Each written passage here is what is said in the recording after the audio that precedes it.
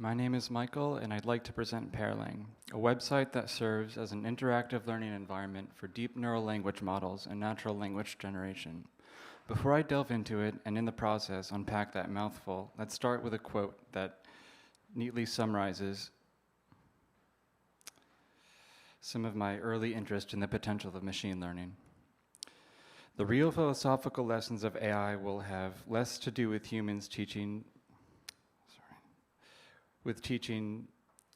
machines how to think than with machines teaching humans a fuller and truer range of what thinking can be, and for that matter, what being human can be. What this boils down to is simple: the idea that AI can facilitate a new and different understanding of both ourselves and the world. In this line of thinking, AI augments human intelligence and capability rather than replacing it. It wasn't long before my early theoretical interests in machine learning gave way to a more hands-on practical approach. This past fall, I used Keras to train a recurrent neural network on the novelist Marcel Proust's In Search of Lost Time. This training yielded a 10 megabyte model which I deployed to the web using the ML5 library, resulting in an interface that allows users to not only generate text samples in the style of Proust, but freely edit this text as well. Working on this project really piqued my interest in things like machine-assisted creativity and new modes of human-computer collaboration, all in the neighborhood of machine learning and specifically revolving around text. At some point over winter break, I decided this was what I wanted to work on for thesis. So I began my research, wanting as holistic a picture of this context as I could manage in the available time. And this meant getting acquainted with natural language processing, which is concerned with the computational processing and analysis of human language and text. So I learned about classification, understanding, and generation, and plenty more besides. I was learning a ton, but ultimately kept finding myself drawn back to what motivated me to learn about NLP in the first place, which was natural language generation. This brings us to February, when a company called OpenAI released GPT-2, a gigantic language model capable of generating text that is practically indistinguishable from what a human might produce. OpenAI's decision not to release their full model out of caution with regard to its misuse stirred a great deal of controversy, both in media as well as in industry. Around this time, I decided to pivot away from pursuing a more creative project exploring the potential of machine learning and natural language generation, and instead give the project a more educational slant. With the belief that natural language generating technology is not merely a novelty, but will gradually assume a more and more pervasive role in our everyday lives, I wanted to intervene, however modestly, and create an accessible, beginner-friendly platform to help secularize this technology and elaborate on some of its inner workings, as well as its repercussions for us both as individuals and as society. The platform I developed consists of a learning hub, a resources section, a glossary of terms, and an interactive playground where users can sort of interact with these models that I'm teaching them about firsthand.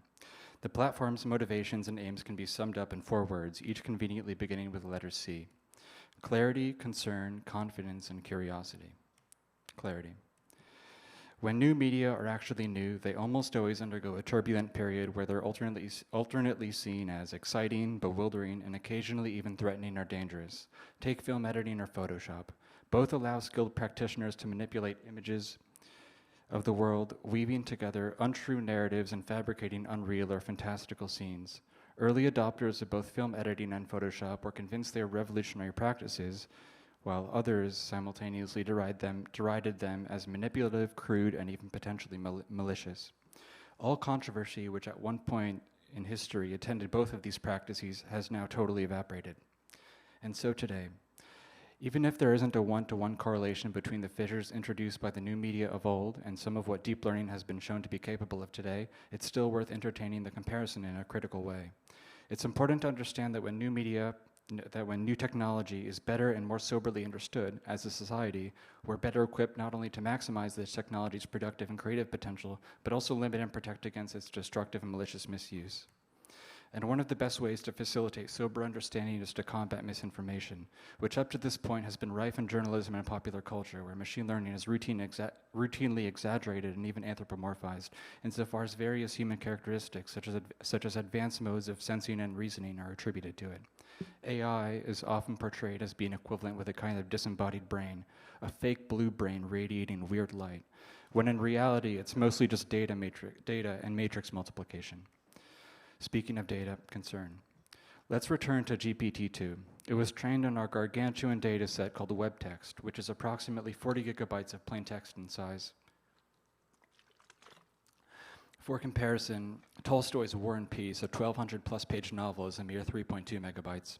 WebText was created by automatically scraping the content of outbound links from Reddit, which received 3 or more votes from users, which OpenAI considered to be an indicator of whether other users found the link interesting, educational, or just funny. While interesting, educational, and funny may be an accurate characterization of a good portion of the links contained in these posts, there is also, inevitably, bound to be a good deal of content that is sensitive, offensive, and even purely propagandistic and wrong. And these qualities are also present in the output generated by GPT-2, as a model's output is always reflective of the data it was trained on. Data is, of course, an abstraction. At best, data has the potential to reflect aspects of the context in which it was collected. And while data may be a true reflection of the world, however decontextualized, just because it's true does not mean that it's just. And if history can be considered a trailing legacy of injustices, and data is encoded with history, then it's not a stretch to say that data can be laden with injustice. And if deployed irresponsibly and without reflection, machine learning models trained on this data can easily reproduce and reinforce these injustices. In addition to this, there's another, maybe more obvious problem specific to natural language generation, and that's intentional misuse by bad actors. As a veteran machine learning researcher commented in the wake of GPT-2, we have the technology to totally fill Twitter, email, and the web up with reasonable sounding, context-appropriate prose which would drown out all other speech and be impossible to filter. This scenario sets the scene for something called astroturfing, or the manufacture of fake grassroots support in the form of generated realistic text, which can help create artificial support for politicians or political issues, or generate reasonable and convincing Amazon reviews for phony supplement products. On a more positive note, confidence. An overwhelming majority of people, when presented with an image of an equation such as this, would just immediately check out. That stuff's just not for me, they'd say. It's for someone else. And they're not wrong. Not everyone needs to be literate in linear algebra. The problem is so many of the best resources relating to machine learning and natural language processing are basically designed as an on-ramp for aspiring researchers and engineers in the field, where familiarity with math like this can be crucial. Simply put, there's too wide a chasm between journalistic articles that often contain exaggerated or even incorrect information and more informed and accurate resources, albeit ones where notation like this prominently features. It's one of my platform's aims to help populate the space between these two extremes with more common sense and accessible, while still technically correct writing on these subjects. And I feel like I have privileged access to the perspective that would view something like the notation in the previous slide as an insurmountable obstacle. That's because I arrived at ITP not even knowing what a for loop was and spent frustrating months staring at far too many red squiggly lines hugging the bottom of my messy primitive code. I was a beginner very recently too, and can empathize intimately with those who are easily intimidated in the face of unfamiliar concepts in code. So it's a goal of mine to walk the line between respecting the user's intelligence and not burdening them with content that will likely cause them to take off in the opposite direction. Curiosity. Here, I'd like to harken back to some of my initial motivations for thesis. I'd like to bottle and recreate for the user the surprise and wonder first felt when generating plausible, if still a little wonky text. Despite all its problems and the potential threats lurking within if not exposed, studied, and understood, I think there are truly exciting, unexplored, and really fruitful possibilities in the space of natural language generation. And lastly, I understand there are many people who won't be interested in learning about this topic, even with the awareness that it might very well affect them as individuals or as members of society. It's my thinking that the best and potentially only way to pique this kind of person's interest would be to allow them to play with this technology firsthand and become curious for themselves on their own. And this is exactly what the interactive playground component will allow. The idea that someone, in fact many people, might forego my platform's Learning Hub and the other educational resources and immediately jump to the interactive section is really important to me. The website is intently designed to allow for multiple playstyles. The aim here is to maximize the points of entry and to allow users to cleave their own paths through my website, just as they might browse Wikipedia, exploring various degrees of connections between topics they are interested in, and potentially discovering ones they weren't formerly interested in, but may just find out that they are now.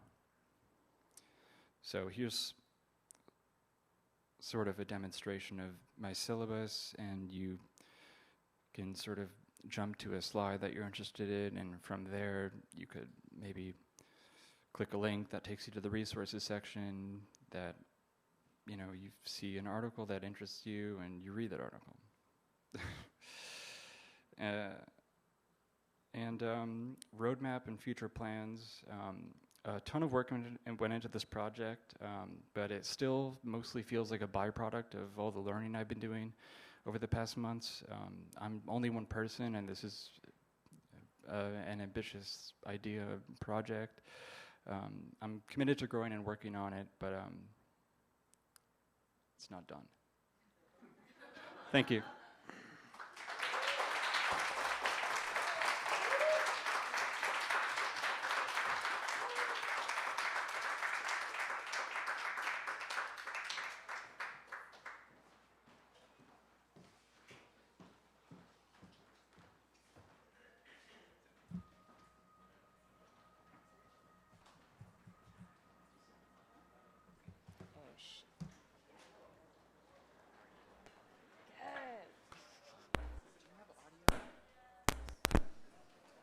It's like weird, inconsistent.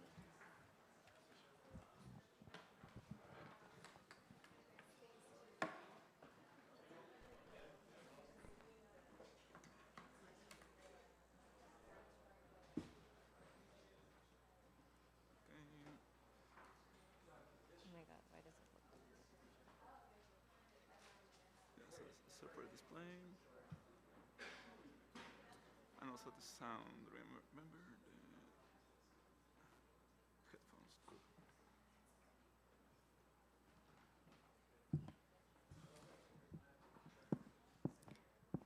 Mic test.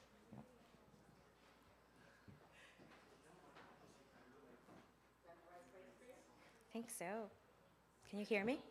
Okay. Is this better? Okay.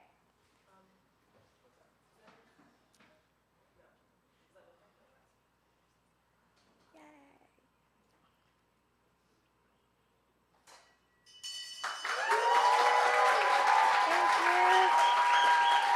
Thank you.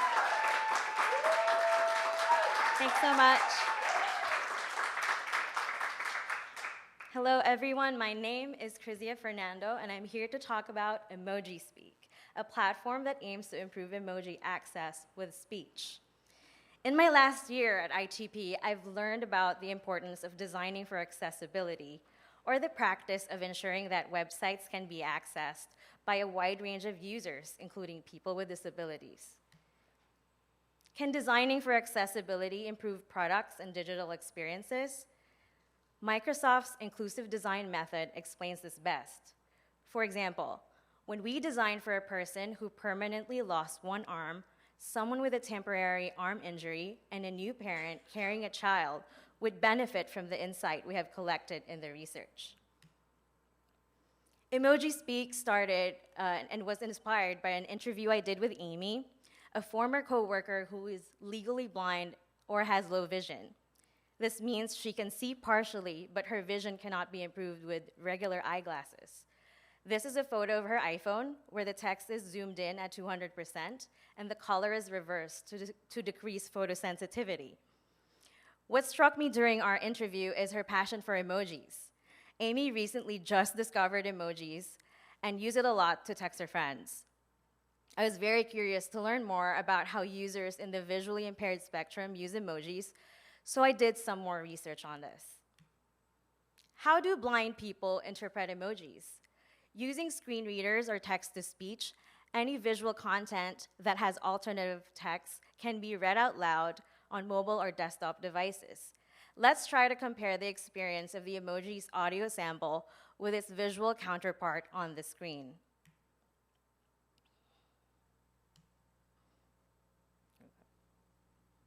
Okay. Sorry, having some technical difficulties.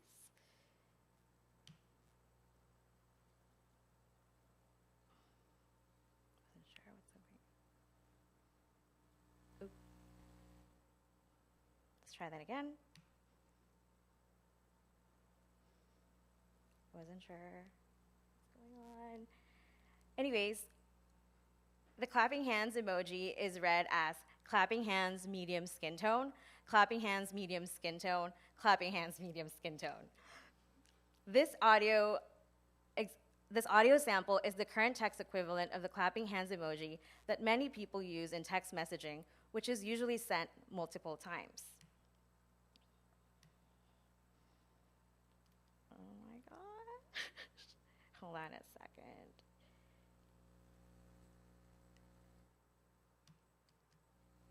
I'm not sure what's going on.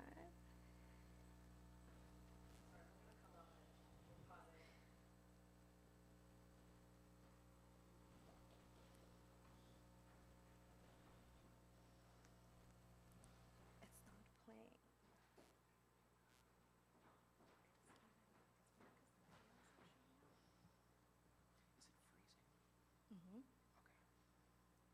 But it's offline.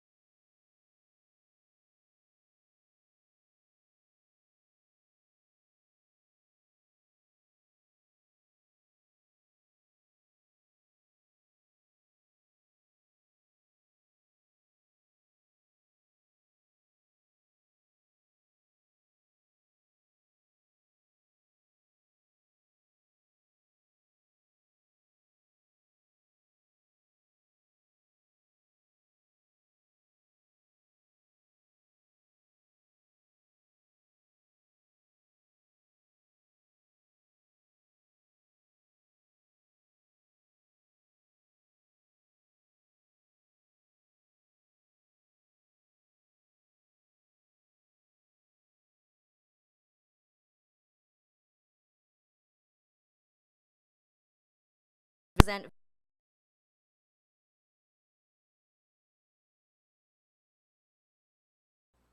The first is a technical barrier.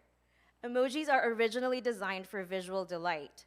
For sighted users, emojis have succeeded in filling in nuances that the written text cannot provide. Here's an audible version of 4 different emojis sent at once.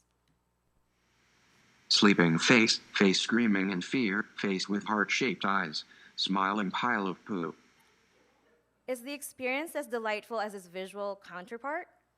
Since the audible text version of the emoji was created to describe its visual features, the emoji is read as a lengthy series of unpunctuated words. Technical barriers also exist through the device that enables the user to send a message. Here's a demo of a blind participant's user journey. The goal of this task is to tweet a message with emoji using a laptop. As a workaround for not accidentally publishing a tweet, the participant used 3 applications: TextEdit to compose a tweet, iMessage to search for emoji, and Twitterrific to publish the tweet. The activity took 1.5 minutes in total to complete. This type of insight lends to the current state of how platforms are not inclusive when it comes to emojis. The second accessibility barrier is the cultural reference and the tendency of emojis to substitute words in communication. On the screen, we have a picture of a woman tipping her hand, an eggplant, and a peach. These are a series of emoji that represents meaning more than its literal description. Currently, there are more than 3,000 emoji characters on our keyboard that doesn't just represent basic sad, happy, or angry emotions anymore. There are plenty of these iconic characters that have social references that can be exclusionary for people who are visually impaired. A blind reporter at BBC named Damon Rose talked about the frequent exchange of visual media like memes or emojis signifying this glance culture in tech, which can be exclusionary for the blind community. In Damon's own words, "We have arrived in this glance culture where we take in so many things at a glance on the screen, and we are expected to keep up with various events, understand different memes, to get the reference, and it all happens so visually and so fast." But who else can benefit from learning about emojis' cultural and social impact? By understanding the needs of people with permanent blindness, I've also learned about other use cases, such as a parent who is curious to know about emojis' usage context to help keep their kids safe online, and in situations such as when emojis start appearing in court documents where transcribers would need to learn how to read these emojis.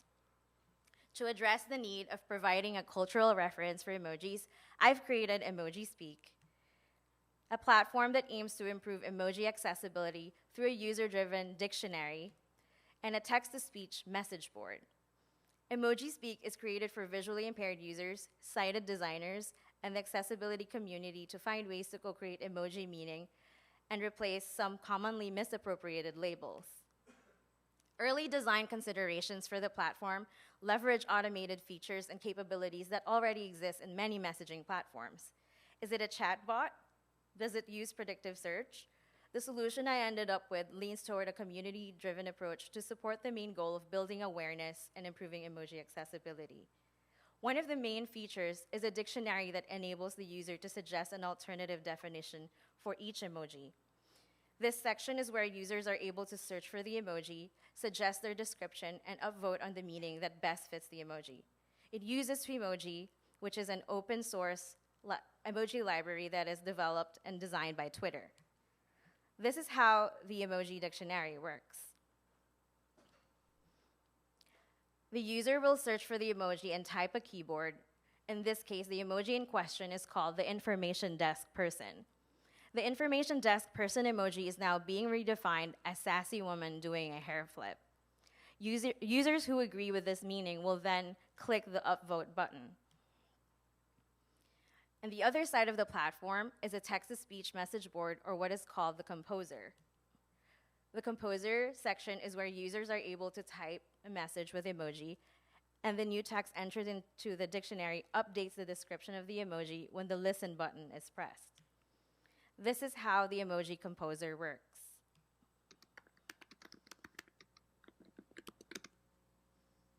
Post your message. Message posted. How does this emoji read? Emoji sassy woman doing a hair flip. The emoji meaning of sassy woman doing a hair flip replaces information desk person, which is the original Unicode description, since it is the most upvoted definition in the dictionary. Here's another scenario of how the composer can be used as a way to listen to current text description of emojis. Heart. Smiling face with hard eyes. Heart. Smiling cat face with hard eyes. Beating heart. Growing heart. Heart decoration. Heart. 2 hearts. Blue heart. So that use case is based on one of the participants' feedback when he found 17 different heart emojis and wanted to learn more about its usage and context and why there are 17 of them. Heart. So for the next steps, I plan on continuing to refine the web app to practice experience prototyping for web accessibility. The recommendation is that prototypes must be working and functional so users with disability is able to test the usability of the app. Emoji Speak is live on the staging site emojispeak.herokuapp.com. And lastly, I plan on continuing work with the Ally community to keep adding new descriptions on the emoji. Working on Emoji Speak became a way for me to practice accessibility first thinking, and most breakthroughs happen as I continue to co-design with the app with the users. I would like to thank my thesis advisor, the residents, ITP, and members of the Ally NYC community who have contributed their time and valuable feedback on this research. Thank you very much.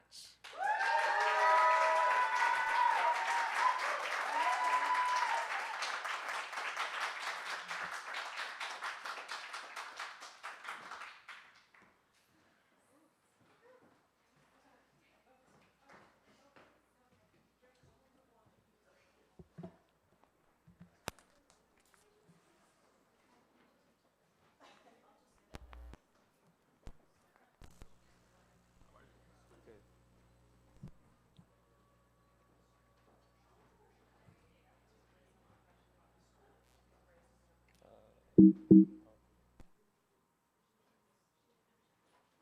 then plug in right.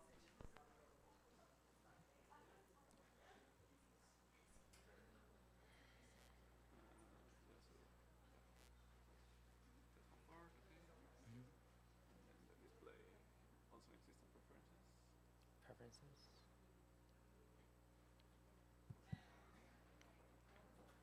Hello, hello. One check.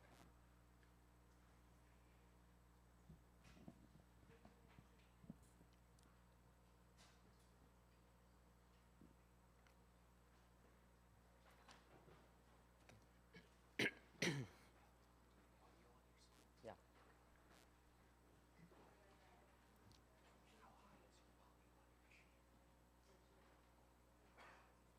80.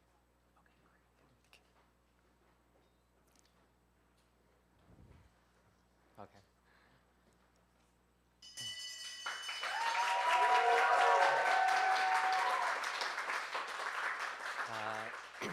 Hi, I'm Yuhao, and thanks for coming. My thesis project is called LifeShare. This is an augmented reality app that you can share your story about depression. So why did I choose depression as my topic for my thesis project? According to World Health Organization, it reports that depression is one of the top 3 contributors to death, and it lines up with cancer and AIDS. So it is a serious problem worldwide. As morally Western, one say that minor depression becomes major depression because we don't talk about it. Major depression becomes suicide because we don't talk about it. So for my first step, my target audience is minor depression community. There are different aspects of depression. There are emotional, physical, social, spiritual, vocational, environmental, and intellectual. And depression is defined as mental illness.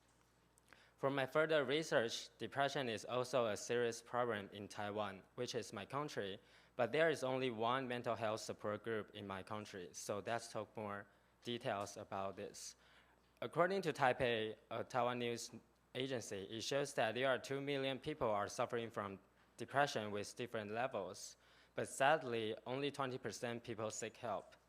What is even more sad is that 33% out of them giving up treatment after first doctor visit. But why people refuse to seek help for their depression? This can be attributed to mental illness denial, shying away from treatment, and not knowing where to start. In Taiwanese culture, we don't have proper education about depression, so people consider that depression is unspeakable, weak, and something to be ashamed of. So depression is stigmatized in Taiwan. In our education, Confucius, a great Chinese philosopher, he believes that one is responsible for cultivating his or her own mind. If you are depressed, it is because you didn't do something right. You couldn't control your own emotions. So it means that you are your own fault. So why, when young people try to talk to their parents about their depression, their parents will say something like, hey, what do you have to be so depressed about? You are fine, live your life. So without further understanding of the cause, it makes people with depression even worse. Based on my interview, I created a persona. Jessica is a 25-year-old student in National Taiwan University. Her pain point is that she feels lonely because she thinks no one understands her feelings about depression, and people are not willing to share their stories and experience of mental illness. So my goal is to create a space where they can share their experience and make people start getting to know more about depression. I believe that this can create a support system for depression community. So my target audience is young people with minor depression in Taiwan. I'm making an interactive environment where people can share stories about their depression and anxiety to combat stigmas about mental illness in Taiwanese culture.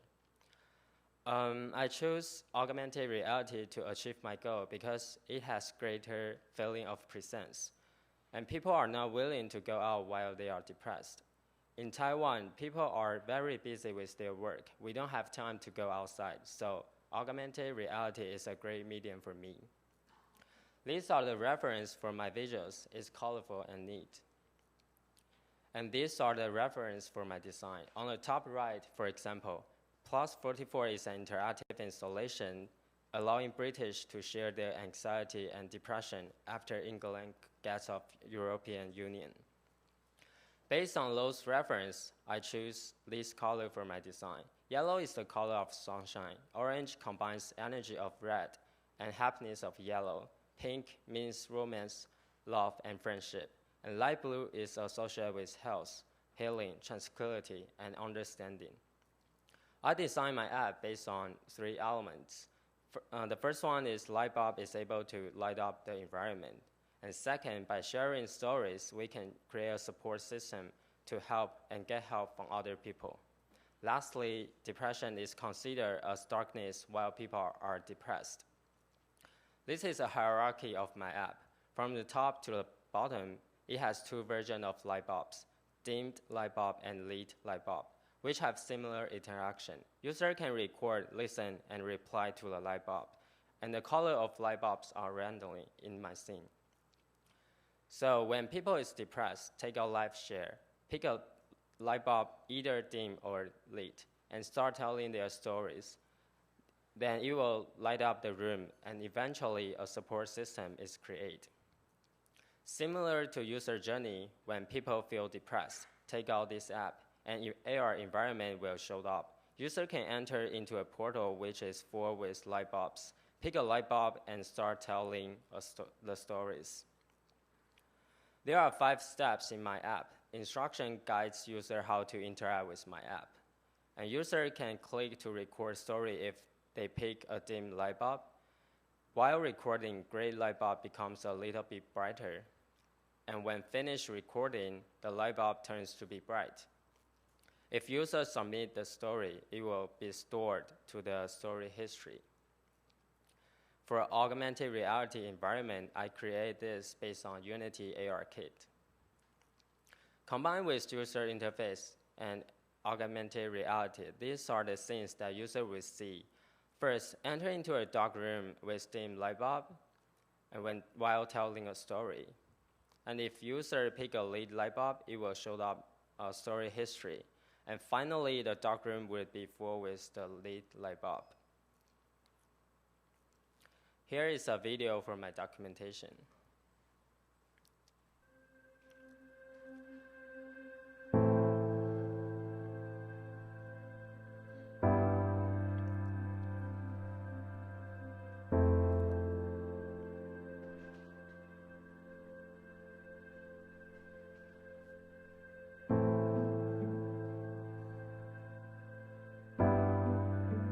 我觉得心情真的很难过，那会一直回想起之前跟前男友在一起很美好的时光。我也是经历过失恋的人，我非常了解那种在黑洞里面的感觉，我也明白。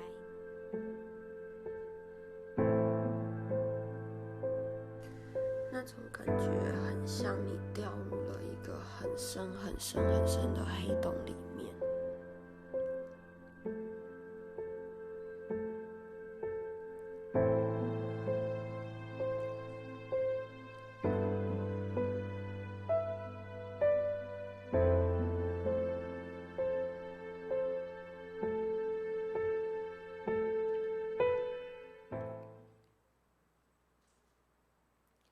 So, LiveShare is an interactive application that creates a safe augmented reality environment where people experience depression or anxiety can both get help and also help others in Taiwan.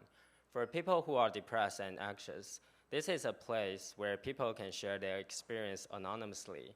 By telling story and listening to other people's story, individuals can develop a support system. This can hopefully alleviate the feeling of loneliness. After all, sometimes talking changes everything. For the technical part, based on Unity, there are different packages I use to achieve my goal. LeanTouch is to detect finger touch, and C# is to customize interaction. There are other apps that also have similar ideas. For example, Talk Life is an app that people can share their depression. It's more like a Facebook, but anonymously. However, comparing to mine, there is a real voice emerges, which can have more impacts for the user. Besides, I think telling a story is closer to real communication instead of typing. In real life, patient talks to therapist instead of typing to therapist. This is another precedent using augmented reality to treat phobias. And special thanks to all these people who helped me for my thesis project. And thanks to all the people I met during my study at ITP. Thank you.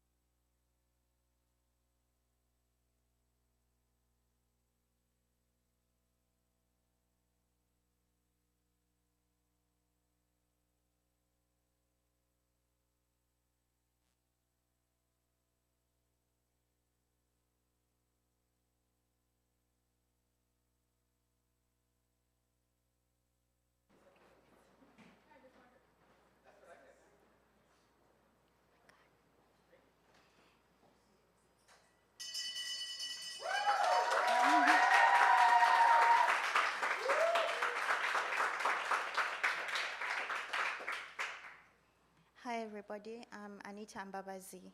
I'm here to present ROCUS. ROCUS is a 3D application that teaches African students how to design sustainable buildings. I came to this idea because of various reasons. One of them was when I came across this map. The USA, China, and India can all fit on the African continent. Another reason was because these three countries are the top 3 greenhouse gas emitters in the world. And another reason was because Africa's population growth is currently the highest in the world, with 1.3 billion additional Africans expected by 2050, which would be 4.2 billion Africans at that time. Also, the Western-themed urbanization that's going on in Africa, there's so much building going on, there are so many cities coming up, so I thought it would be worthwhile to create something that would train the students on how to build sustainably. So the large continent of Africa and the urbanization and the westernized development saw the prediction that in a very short time, Africa would be the leading emitter because the world's leading emitter more than these 3 countries combined together. So my target audience are students. The reason for this is because Africa is currently the youngest continent in the world, with 60% under 25 years old. The current median age in Africa is 18 years old, so most of them are really quite young. Uganda is my focus group, and it has currently the 2nd youngest population in the world, with 70% under 30 years. This population will very soon place a demand on these westernized buildings and more living spaces, and as well as food. So how the application works. So since it's a desktop application, the user would, in this case a student, they'd be able to open the application, choose a city, building templates, materials, and eventually calculate what their project is producing. So since my focus is Uganda, Uganda has different cities, but Kampala is the main city. So in Kampala, if they chose, for example, a region called Naguru, then the map would be loaded onto the desktop. Then they'd be able to import a model and then choose either to import a model, choose a building template, or build their own models. And then with the model there, they'd have the option of building materials or energy sources. So the building materials would be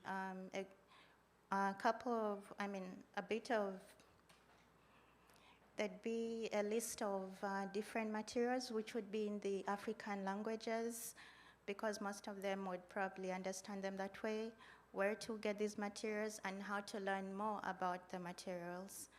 And then there'd be energy sources such as solar panels and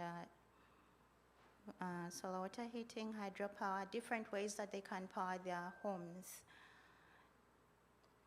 And then for the overly ambitious, they'd probably be able to build bigger projects, and then after the project is built, it would be placed on the exact map, on the exact location. So for young people, for young students, I believe that practice makes perfect. If in their schools they have times where they go onto this application and build and see and choose all these sustainable materials, I believe that when it comes time for them to build their own homes, they'd be able to build the way they know how, the way they've learned.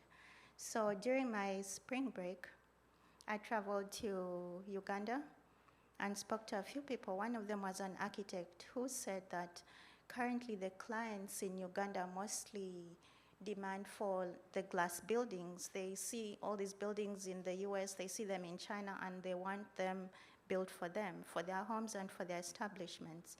But the problem with that is that these buildings get very hot inside, and they need a lot of energy to cool them down.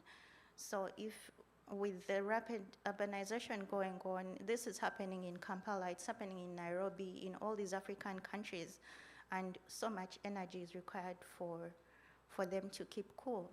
This is a building these are two buildings in Uganda. One is a bank and another is they call it Workers' House. So another person I spoke to was called Agatha Kamukama. She works for MTN Uganda. MTN is one of the biggest telecom networks, and she said that normally internet connectivity is schools are granted cheaper internet plans, schools and businesses. So since the application requires internet to work, this is a good thing for it. I spoke to a former lecturer who supported ROCUS as a tech tool for students to learn. I spoke to an agriculturalist who mentioned affordable labor for retrieving all these sustainable resources. And I spoke to a youth consultant who supported the interactive 3D applications that enable experimental learning and teaching. So currently building the application, I was able to import a few building models into the exact map on the location of an area that I desired. I was able to search. The user is able to search for a place in Kampala and be able to start building there. That's what I'm currently working on. They'll have a selection of energy sources where they can put their project, the building materials, and some templates. So this is one of the villages in Kampala that I'm currently working on. So going forward, I hope to create a team. I hope I can get a team together to work on this project. And I plan to do more research on the materials and government policies. And I would need training for people who would be able to teach the students how to use the application. Thank you.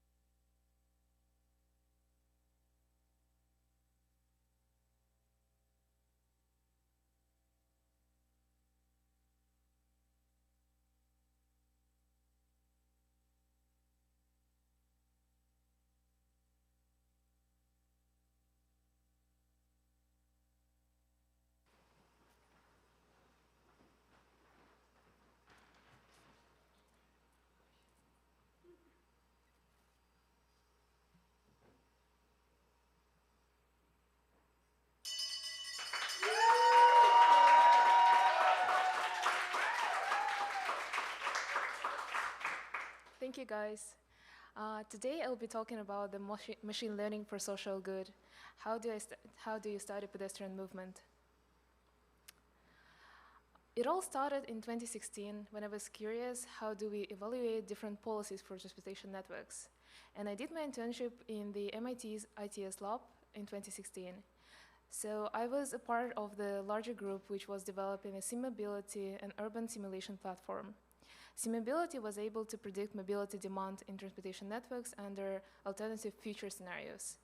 And specifically, I was integrating millions of agents from pedestrians to drivers, from phones to traffic lights to GPS, from cars to buses and trains, from seconds to seconds, from year-to-year simulations.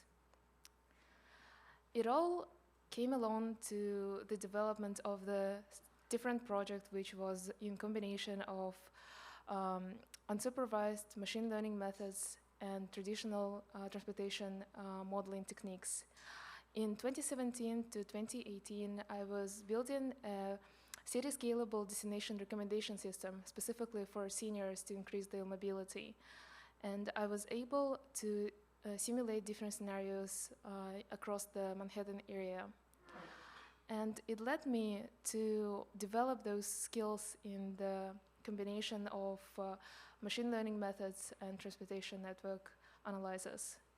So then I was curious about the pedestrian movement and how it can be incorporated in the current simulation scenarios. With the rise of all the machine learning methods and with the rise of the different techniques such as autonomous vehicles development, Internet of Things, and smart cities, it is essential and crucial to develop accurate simulations to evaluate different scenarios. So I started with observations. Then it led me to different understanding goals. And then I made simulation in the web application. So why do you use simulation modeling? We need to solve real-world problems safely and efficiently.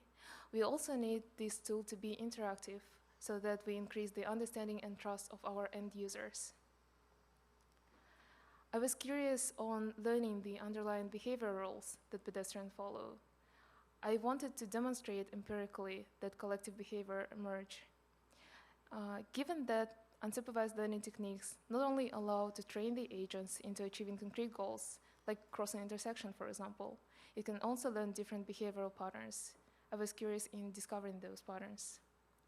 So the project plan was combined out of 6 different phases, and I was modeling everything as the Markov decision process. The goal is to create MDP based on the simulated scenario and train the agents with expert trajectories. Those expert trajectories I have collected from the rooftop that I got access to from the building management in the downtown Brooklyn area on the intersection of the Flatbush and Myrtle Avenue where School of Engineering is located.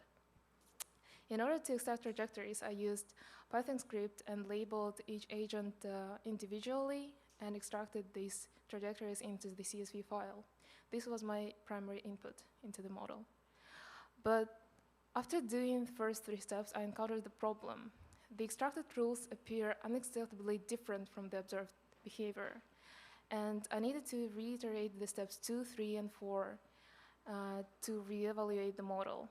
So there are several reasons for excessive deviation. It is possible that an important variable may have been left out on the state, or the reward features may not have respectively spanned the reward space. It is also possible that the behavioral clusters may have too much within the cluster variation, or the estimated transition probabilities may not accurately fit the true transition probabilities in the environment because it's highly complex. So I ended up going in the reverse order. I started with the simulation. I made a simulation application which can be distributed easily through the web applications, such as your Chrome browser. Any logic simulation modeling tool was used to extract the simulation methodologies. It's used as an input file as a trajectory of the behavior of agents, and also the geometry of the space can be incorporated. In this slide, you see the web application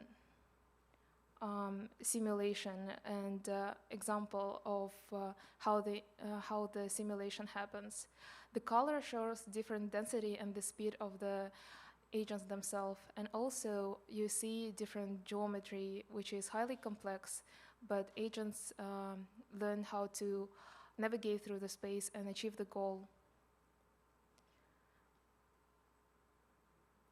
So currently existing behavior cognitive models of pedestrians are specific to the domain, not scalable, and assume that the reward and utility function is a given.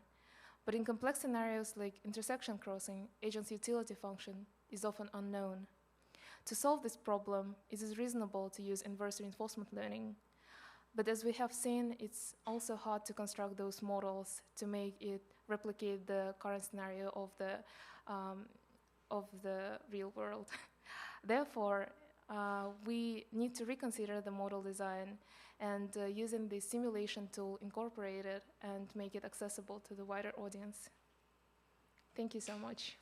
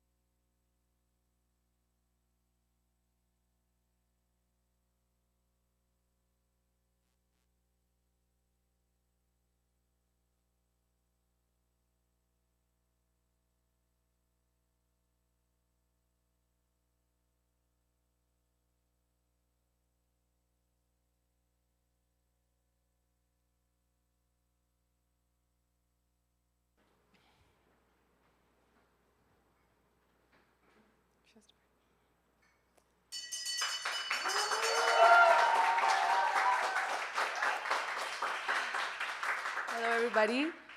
My name is Amna Hayat, and I'm in the process of creating an immersive documentary with holograms of Pakistani women and their real stories. While the experience is now meant for a couple of immersive film festivals, the next step to me include hosting screening events to educate, empower, and enlighten people about the root causes of gender discrimination in Pakistan through the stories that they would otherwise never hear in person. I'd like to start off by showing you my trailer. तुसां कंड कीती मैथों संगती पुछदे हुण तां घिन वंज यार उथाई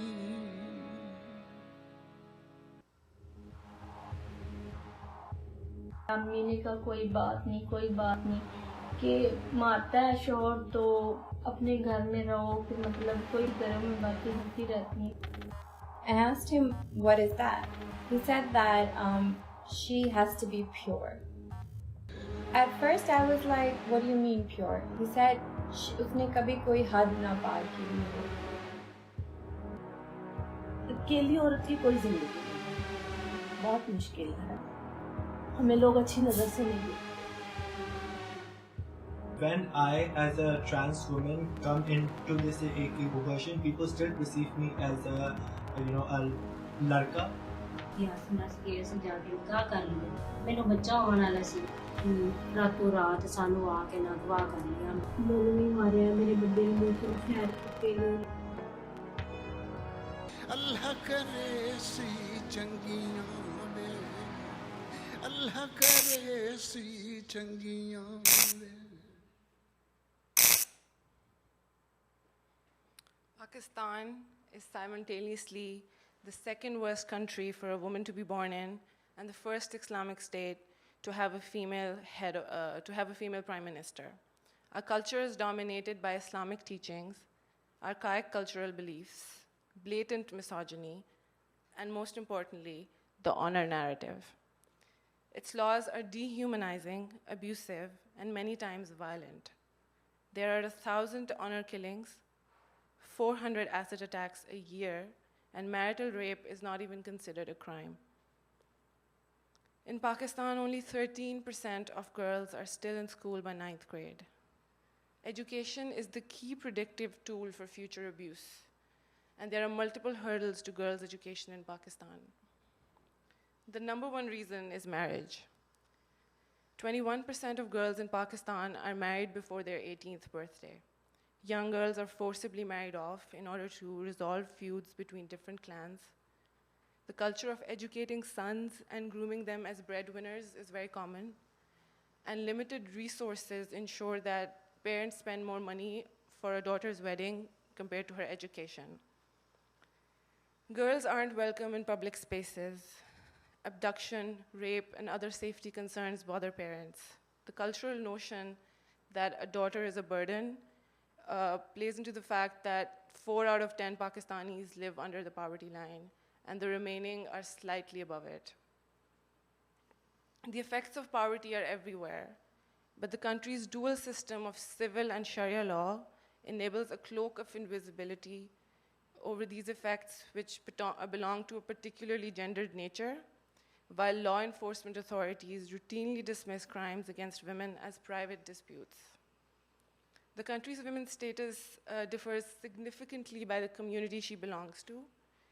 In each sect, access to property, education, employment, and sometimes even basic human rights remains considerably lower compared to men's. As the status deteriorates, the crime becomes more violent.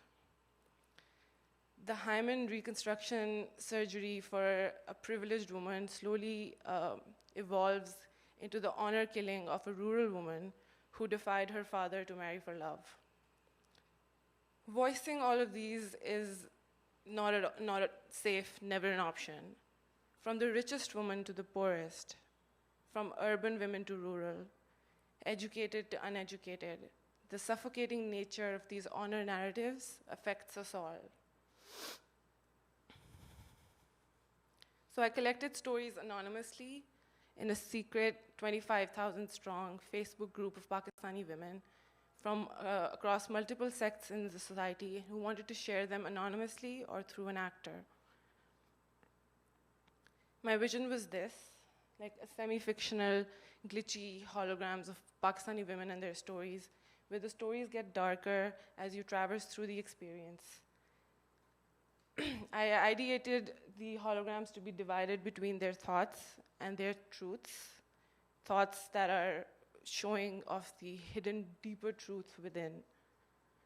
So I arranged for interviews and I made plans to travel to Pakistan to shoot these holograms, and I color-coded them according to the severity of the crime and the economic class of the women involved.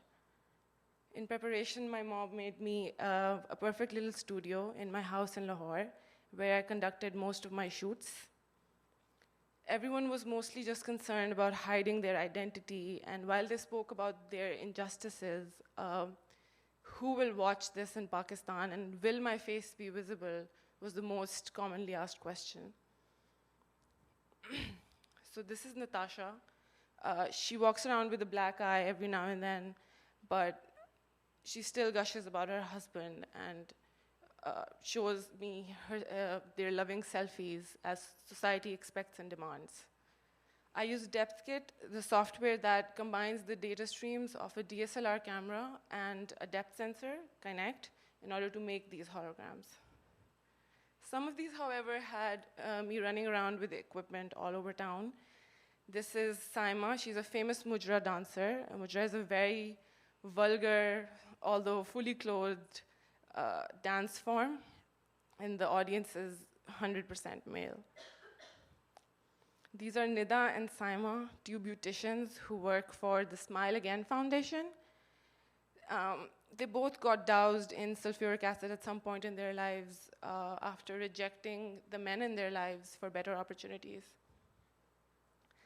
The biggest hurdle, however, that I faced was the fact that I got interrogated while entering the US after 6 days in Pakistan. They found it very suspicious.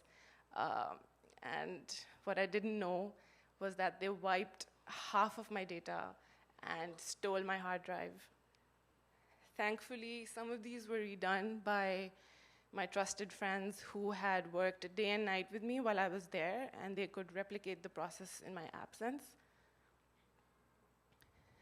So I experimented with different algorithms to create different holographic looks and animations, and many, many tutorials and experts were involved in this, but the main goal of the whole thing was to beautify the hologram and not have their identities compromised.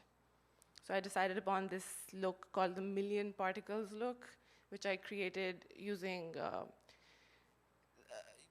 a VFX graph in Unity, and I added turbulence to these particles in order to maintain anonymity. I plan to release this documentary in August after creating a team to create branching narratives in order to create interactivity between the viewer and the holograms. Thank you so much for viewing.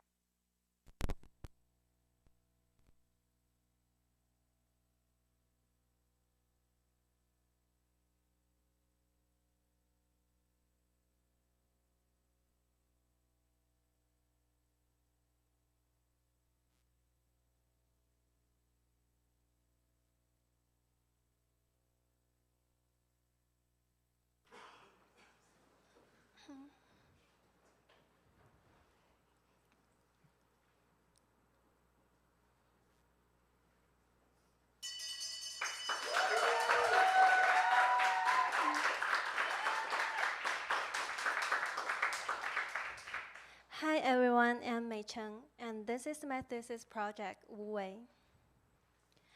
Wu Wei is an immersive interactive installation which exhibits the importance of tranquility through visual and sound. I will start my presentation with a little background of myself and why I chose this topic for my thesis. This is me when I was 5, and on the right is a picture of my dad holding me when I was a baby. I was raised by him alone since I was 5, and growing up in a single-parent family wasn't easy for both of us. A lot of times, we are facing a lot of stress and difficulties. One day, my dad and I were having a little conversation, and he told me that there's a mental training practice he uses to meditate, and this practice is called Wu Wei. My dad told me that whenever I'm going through a hard time, and whenever I'm feeling overwhelmed, I need to keep my mind in peace if I want to solve my problems. So what exactly is Wu Wei? Wu Wei, to translate in English, means non-action. And it doesn't mean that you should do nothing. It emphasizes the importance of peacefulness in your mind. And that peaceful state of mind is the key concept from the philosophy of Taoism. Ancient Chinese philosopher Lao Tzu first brought up the philosophy of Wu Wei in his book called Dao De Jing. He believed that the essence of Taoism is about balance, and the way of life is to find balance between your body and mind. He believes that through Wu Wei, this mental training technique, people get to relax their body and mind, thus find the true balance within themselves. The philosophy of Wu Wei was widely used in China throughout the history. Taoists believe that practicing Wu Wei is the way for them to reach a higher state, and they often prefer a solitary lifestyle, and they will keep themselves away from the society. The philosophy of Wu Wei indicates that instead of forcing yourself to complete a task, sometimes you need to be relaxed and let your natural instincts guide you, and you often will get a better result. So I start to question myself, is there a way to visually articulate this peacefulness in our mind? I found out that brainwave can basically present the state of our mind, and by using EEG sensor, it allows me to monitor the real-time data of our brain and analyze how peaceful you are.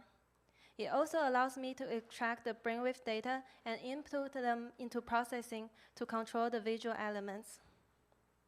So there are 4 categories of our brainwave: the beta, alpha, delta, and gamma, ranging from the most active to the least active. The beta level represents when a person is fully awake, and gamma is when a person is in a sleep.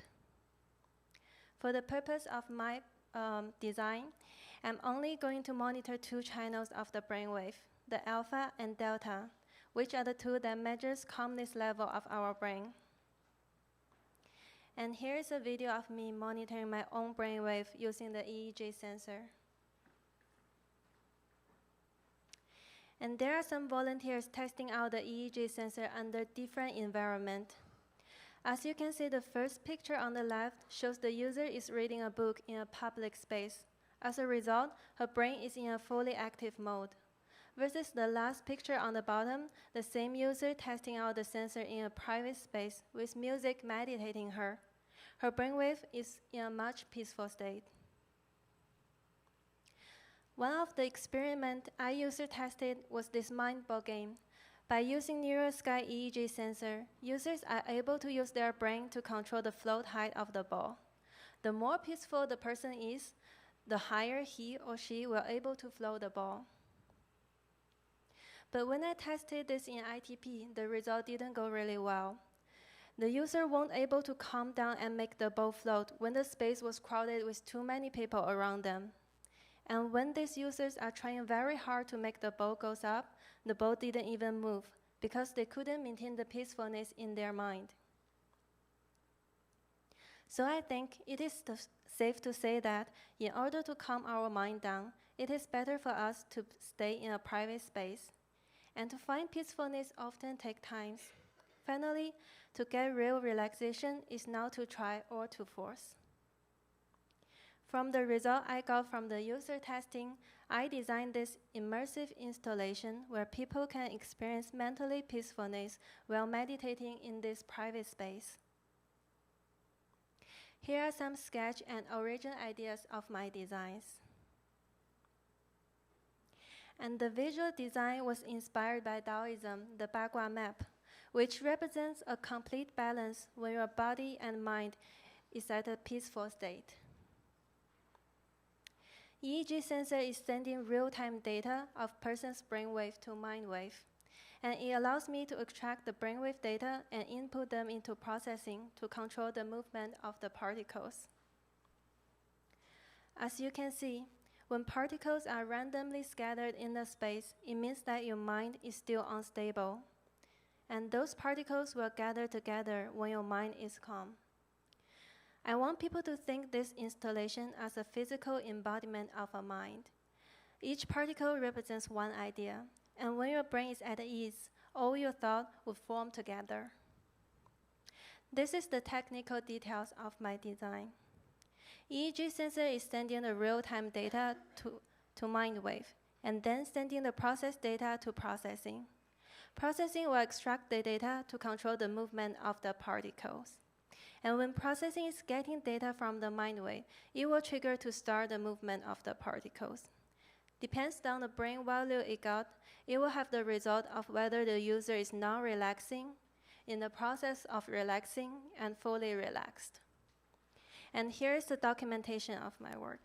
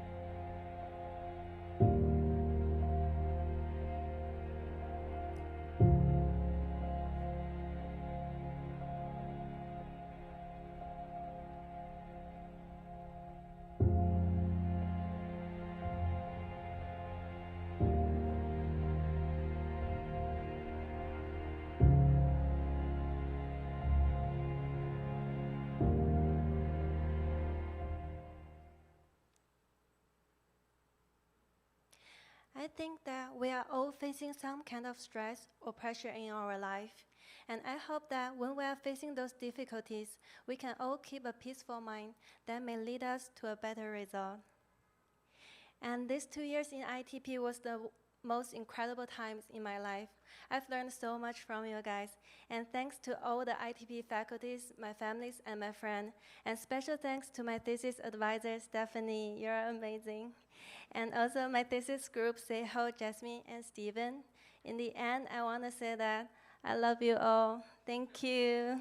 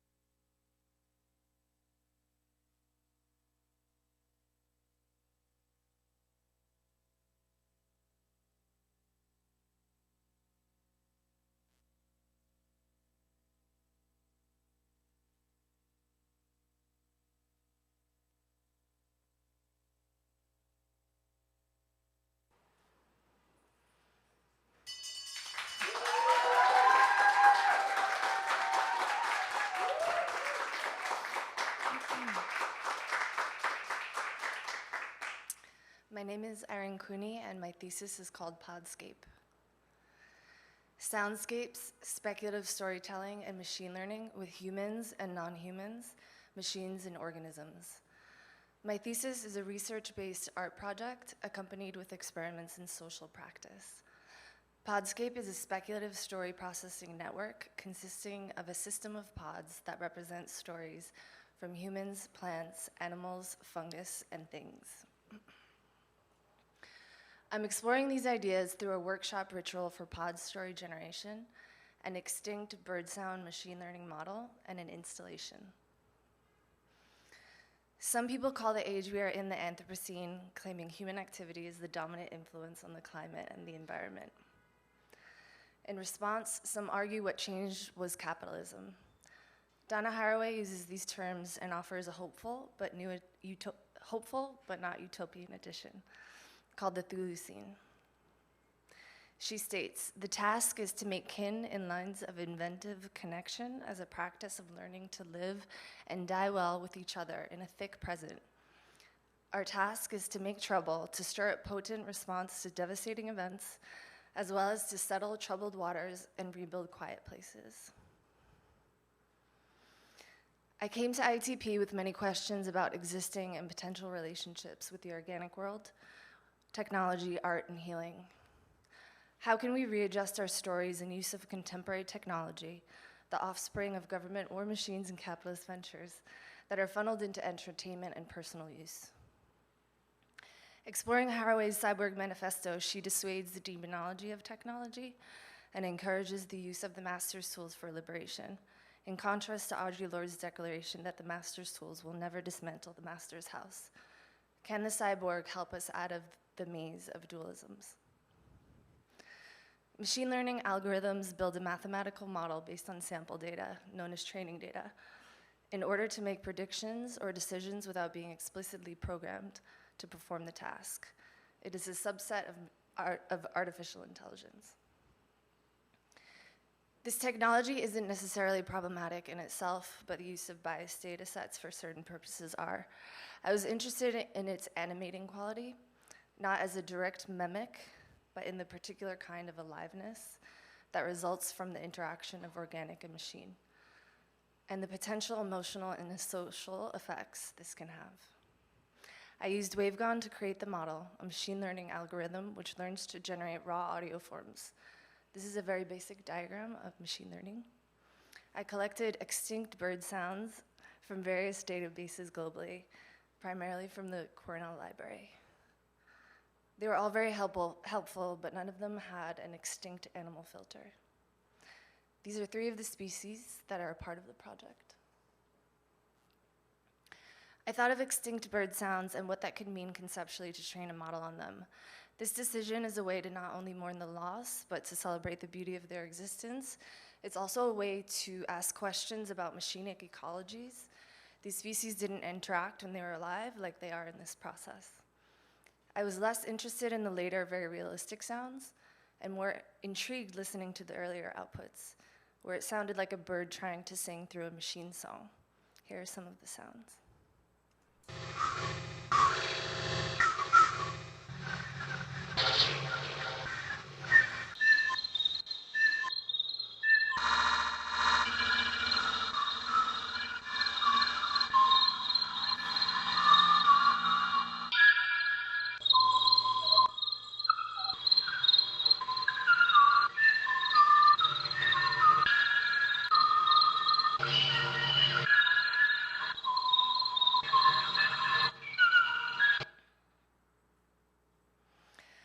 My thesis and praxis are inspired by communities I'm in and have engaged with, where I've participated in workshops and experiences that have helped me more deeply connect with ideas somatically and practically.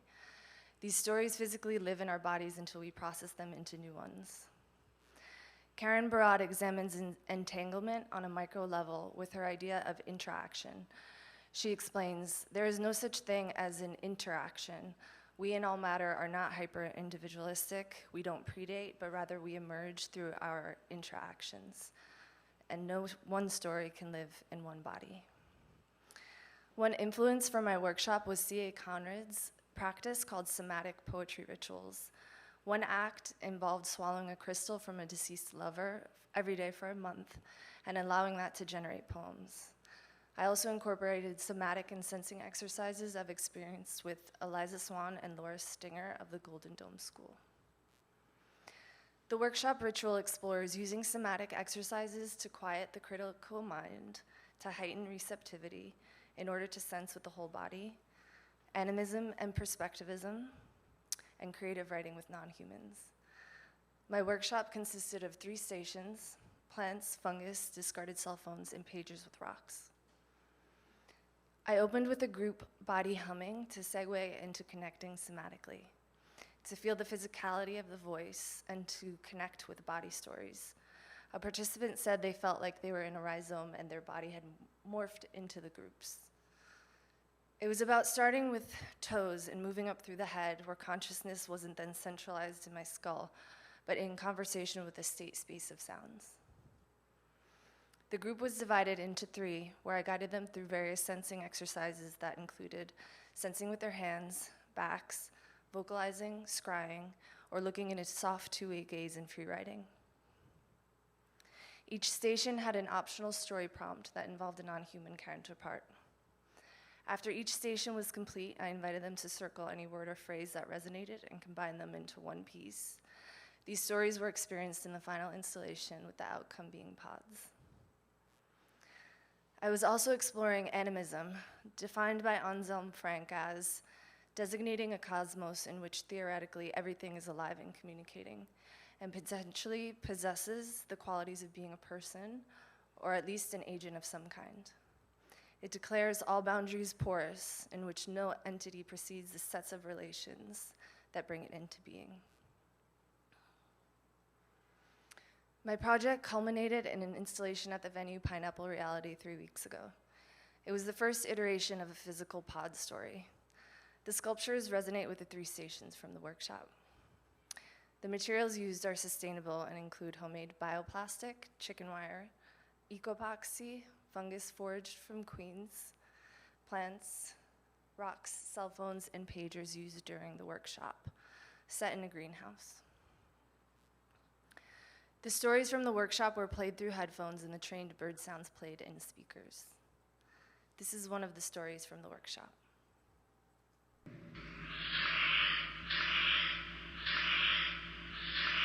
Silliness of, slices, contours, and harshness of, protrusions of, listening to ourselves. The intensity of my looking, the flimsiness of the edge, contrasted with the heaviness of the middle. If there is a way to notice and be noticed in listening to ourselves, the noticing of skins and plumes and worm water, not between, but among.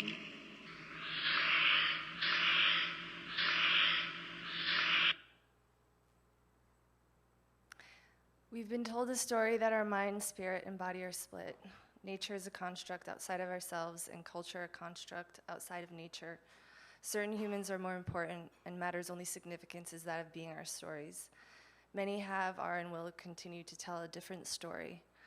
I hold both Haraway's and Lord's claims closely, delicately, and become with both of them. I seek comfort in Haraway's assertion that we must hold uncertainty with pleasure, allowing ourselves to err in our pursuits of more boldly making kin among humans and non-humans alike. Thank you.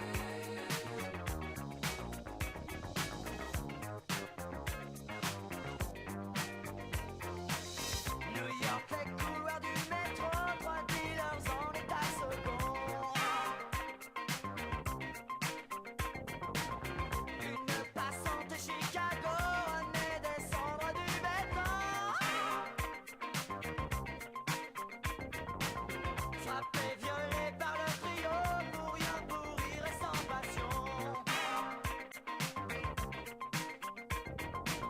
Le lendemain dans les journaux, on dit qu'elle a plus sa raison.